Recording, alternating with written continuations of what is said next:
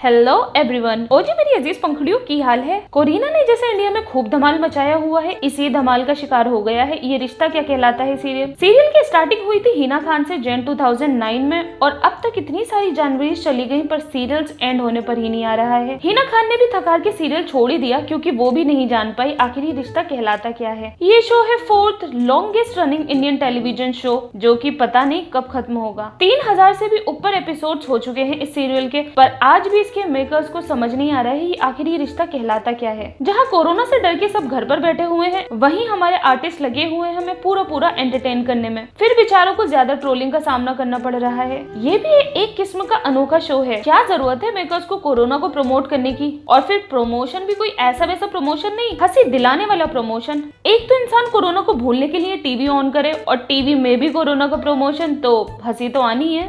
नायरा को जाना है बाहर तो कार्तिक ने पहले हाथों पे सैनिटाइजर लगाया, क्योंकि नायरा तो बच्ची है, वो खुद तो सैनिटाइजर यूज कर नहीं सकती। उसने हैंड सैनिटाइजर यूज किया नहीं बल्कि कार्तिक ने करवाया। ओके, इस चीज पर भी हम मुतमईन हैं। फिर ग्लव्स पहना दिए, ओके इस पर भी हम अग्री करते हैं। और फिर फेस शील्ड पहना दिए। Oh no, where is the mask? India जानना चाहती है मास्क कहाँ है नायरा का। पागल हो तुम सब ये सोचने वाले। मेरी बॉडी में ना एंटीवायरस इंस्टॉल है, और अगर ना भी हो तो क्या फेस मास्क लगा के मुझे अपनी लिपस्टिक और फाउंडेशन खराब करना है? बात तो इस लड़की की भी सही है वैसे। और अगर मेकअप खराब ना भी करना हो तो जिस मकसद के लिए पूरी दुनिया की लड़कियां मेकअप करती हैं वो तो अधूरा ही रह जाएगा ना। अगर मैंने फेस मास्क लगा लिया तो कोरोना गया भाड़ में, मेरा मेकअप ज्यादा इंपॉर्टेंट है। मेकअप है तो जिंदगी है, जिंदगी है तो सब कुछ है। और मुझे तो इस सीन में ये समझ नहीं आ रहा है कि नायरा छोटी सी बच्ची है जो जबरदस्ती उसे ग्लव्स पहनाए जा रहे हैं, हैंड सैनिटाइजर यूज करवाया जा रहा है, फेस शील्ड पहनाई जा रही है। अब इन दूसरी वाली कार्टून आंटी पे जरा गौर करो। इन आंटी की तो आंखें ही काफी है किसी नॉर्मल इंसान को डराने के लिए।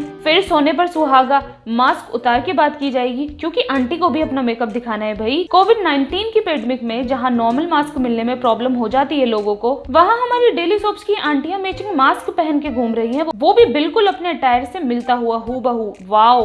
अब इन सीरियल्स को लिखने वाले राइटर्स की जिंदगी पे थोड़ी सी रोशनी डालते हैं। 2 मार्क्स के क्वेश्चन के आंसर 2 पेज में लिखने वाले वही बच्चे होते हैं जो बाद में बालिका वधू, ये रिश्ता क्या कहलाता है कि राइटर्स बन जाते हैं। स्टोरीज लिखते वक्त के राइटर्स फुल स्टॉप यूज करना भूल गए थे, या फिर इन सीरियल्स के राइटर्स किसी ऐसी ट्रेन में बैठ गए हैं जो पता नहीं कौन से स्टेशन पे कब रुकेगी उन्हें खुद को भी नहीं पता है। इन डेली सोप को देखते वक्त इस चीज की उम्मीद तो बिल्कुल नहीं रखनी चाहिए कि इनका एक दिन एंड होगा, और वो एंड आपको देखना भी नसीब होगा, क्योंकि 1 महीने की सीरियल को जब ये 10 से 11 साल तक खींच सकते हैं तो इतने टाइम तक इंसान जिंदा थोड़ी ना रहेगा। इन सीरियल्स को देखने वाले व्यूवर्स की कुछ ऐसी हालत होती है, मरते वक्त दादी अपनी पोती से कहती है ये रिश्ता क्या कहलाता है का अगर एंड हो जाए तो मुझे कब्र में फोन करके बता देना आखिर उसके एंड में हुआ क्या। पोती बड़े प्यार से रिप्लाई करती है आपको क्या लगता है जब तक ये सीरियल खत्म हो जाएगा मैं खुद कब्र में पहुंच जाऊंगी। दादी पोती की बात तो बिल्कुल सही है। डेली चलने वाले इन सोप्स में कभी भी कुछ नया नहीं होता, वही स्टोरी घूम घूम कर चलती रहती है। अगर तुम इन सीरियल्स को देखना छोड़ दो और फिर 4-5 साल बाद देखोगे तो स्टोरी तुम्हें वहीं पर मिलेगी जहां तुमने छोड़ी थी, और सारे ही सोप ओपेरा की ऑलमोस्ट सेम स्टोरी होती है। एक बहुत बड़ा मेंशन,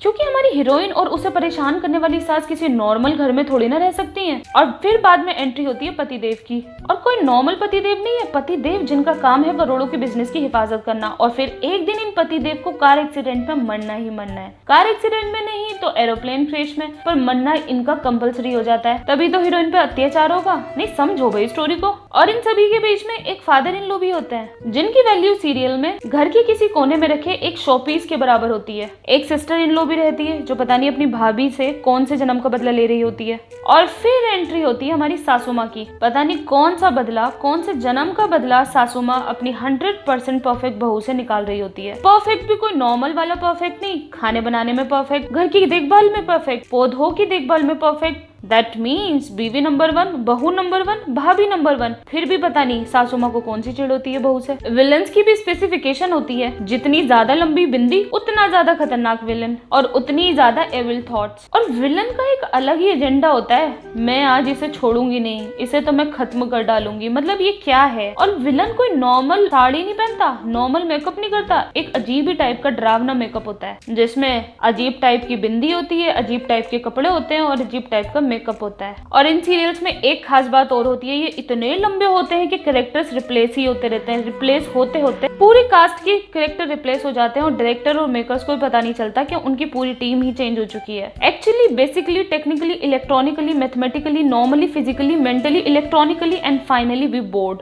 जब भाई 11 साल तक पता नहीं लग पाया कि ये रिश्ता कहलाता क्या है, तो अगले 11 से 12 साल तक भी नहीं पता लगा पाओगे कि ये रिश्ता क्या कहलाता है, चाहे इनका ये कि सीआईडी के पास चला जाए।